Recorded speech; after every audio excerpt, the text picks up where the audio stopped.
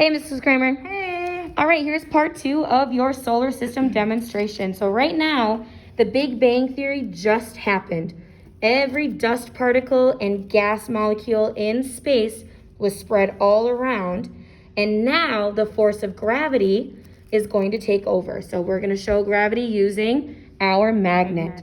But it's really hard for us to demonstrate gravity because Earth actually has its own gravity. We are going to try our best. So remember, the magnet represents gravity, but it's really hard for us to represent it.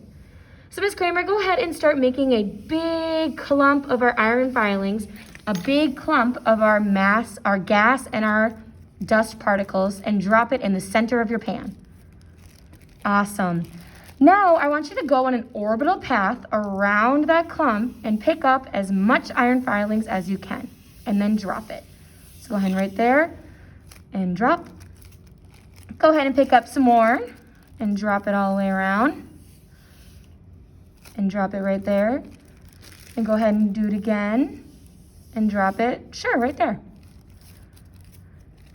So we first gathered all of the iron filings, all the dust and gas, and dropped it in the center of our pan. Can you point to that center one? So that is going to represent, what do you think, Mrs. Kramer? I think it's going to be our sun. Our sun. Our sun is the central clump, and it is formed first and contains the most mass in our solar system. So it has the most iron filings. Then, what is the object we created when we went on the outside of the pan? I think those are the planets. Yes. So this new clumps that we dropped around the sun represent our planets. So what does this new clump of iron represent? The new clump represents the planets orbiting our star, orbiting our sun. And orbiting just means to go around in a circle. Yes. And why do you think orbiting happens?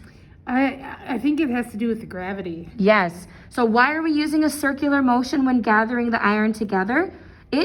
We are doing this because gravity, combined with the mass of our gas and our dust particles, actually puts it into a pathway.